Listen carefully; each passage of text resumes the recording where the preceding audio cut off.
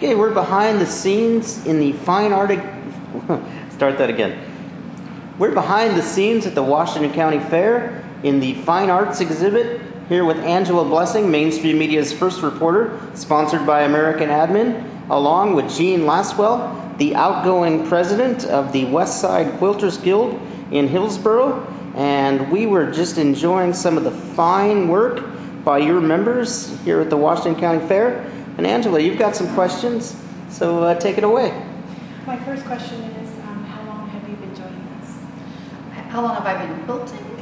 Or how long have I been involved with the fair? Both of them. Okay. Well, I started quilting in the 80s, and I started like everybody does with a baby quilt. And I didn't take it very seriously, and I probably still don't take it seriously. But I do now more art quilts. I don't do as many bed quilts and quilts made with traditional blocks. I like to design my own quilts and do my own designs. And our guild has been around for 5 years, and last year we came down on Saturday and we sat behind the table like you saw us today and talked to people and visited and demoed our techniques. And this year we found out that the person that was in charge last year wasn't going to be able to help us much this year, and there weren't a lot of people signed up to monitor in here.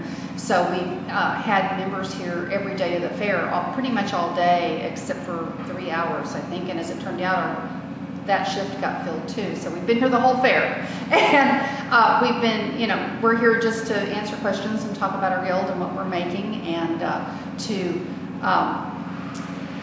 provide information to people and make sure that people don't mishandle things. And, everybody that makes their items and brings them to the fair wants them all taken care of. So that's part of our job, is to make sure that they don't get touched with cotton candy fingers. My other question is, the people that made these beautiful arts and crafts, have you ever met these people? Well, yes. A lot of them, the quilts and quilted items, happen to be from members of West Side Quilters Guild. And we have the top winner here at the fair in this category was Patty Dobbs, and she's one of our members, and she did a beautiful hand quilted and hand applique quilt, and she got the top prize for that. And she entered items in several other categories. You can enter one item per category, and I think she had 14 items that she entered. So there are a lot of people, not just in our guild, but there are a lot of people who enter several items at a time, and they've been doing it for years. And so, the names are familiar to the people that work the fair, and they know those people. They know they're dependable and will bring in a bed quilt and a wall hanging and a crocheted Afghan or whatever it is their specialty is. So. My other question is, out of all the quilts and crafts that you've seen, have you ever been touched by one that maybe brought some inspiration to your life when you were young? Well, that's a good question. It's a hard question. Actually, I made a quilt that's real important to me that's here. Can you tell me about it? Yes. I'm in an art quilt group, and we do little quilts that are 12 inches by 12 inches. And I made a quilt of my grandmother. The theme for our art quilt that month was Mayflower. And my grandmother's name was May. She was born on May 1st. She was from Louisiana, and in her garden, she always had blue hydrangeas. And so I did a portrait of her from a photo I had, and I made her hair blue hydrangeas instead of gray hair.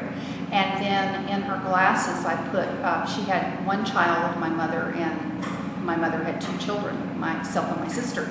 And so in her glasses, I printed on organza fabric on my computer images of my sister and myself in one lens and my mother in the other. So it's a sort of an homage to her.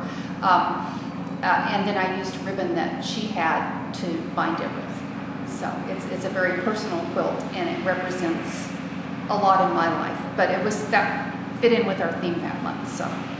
And I noticed that some of the quilts were on the wall hanging. Yes. I think most of them you just give away or give to your relatives, or what do you do with those quilts that are already made?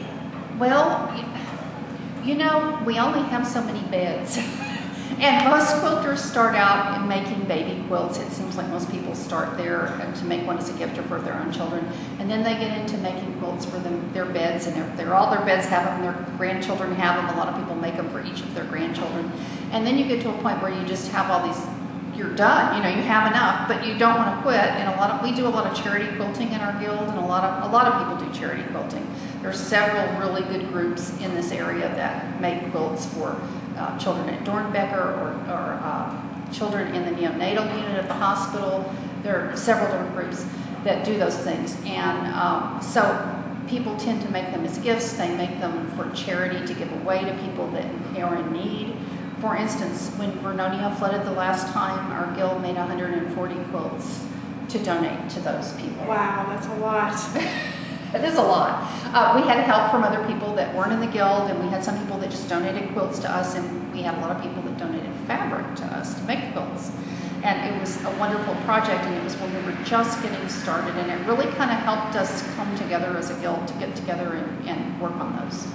My one last question is, how many hours does it take to do one quilt? Well, it depends on what kind of quilt you're making.